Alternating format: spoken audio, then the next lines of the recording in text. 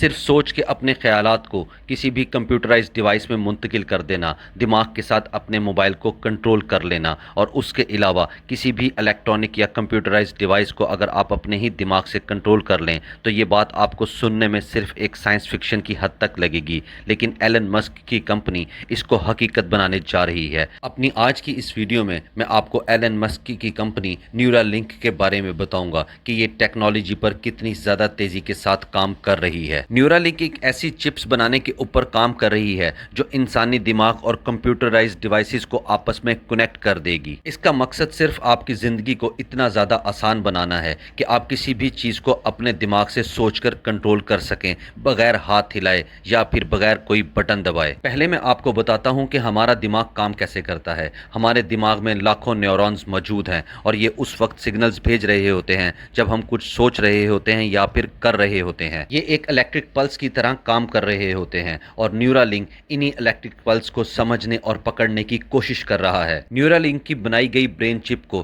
ہمارے اسکل کے اندر ہمارے دماغ کے ساتھ کنیکٹ کر دیا جائے گا۔ اس برین چپ میں بہت باریک قسم کے تھریڈز موجود ہوتے ہیں اور ان کو بہت احتیاط کے ساتھ ہمارے نیورونز کے ساتھ کنیکٹ کر دیا جاتا ہے۔ اس چپ کے اندر موجود تھریڈز بالوں سے بھی زیادہ باریک ہوتے ہیں اور ان کو بہت احتیاط کے ساتھ روبوٹس کے ذریعے نیورونز کے ساتھ کنیکٹ کیا جاتا ہے۔ اگر آپ کچھ سوچتے ہیں جیسے اپنے موبائل کو سکرول ڈاؤن کرنا، کوئی اور ویڈیوز دیکھنا، تو آپ کے نیورونز ایک سگنلز بھیجتے ہیں۔ یہ ڈیوائس ان سگنلز کو کیچ کر لیتی ہے اور پھر یہ چپ بغیر کسی وائر کے یہ ڈیٹا اپنی اس ایپ یا پھر اس ڈیوائس تک بھیجتی ہے۔ جیسے ایک وائرلیس ڈیوائس کام کرتی ہے ویسے ہی آپ کا دماغ بھی کام کرتا ہے، اور یہ پروسیس اتنا زیادہ فاسٹ ہوتا ہے کہ پلک جھپکتے ہی جو آپ سوچتے ہیں وہی ہو جاتا ہے۔ اس برین سرجری کرنے کے لیے نیورا لنک نے ایک روبوٹ بھی بنایا ہے۔ یہ کوئی کام ڈاکٹر یا کوئی سائنٹسٹ نہیں کرتے، بلکہ یہ روبوٹ ہی بہت زیادہ ایکوریسی کے ساتھ اس سرجری کو کمپلیٹ کرتا ہے اور اس ڈیوائس کو انسانی دماغ کے ساتھ کنیکٹ کر دیتا ہے۔ نیورا لنک نے 20 مارچ 2024 کو پہلی دفعہ اس ڈیوائس کو انسانی دماغ میں لگایا تھا اور پھر اس انسان نے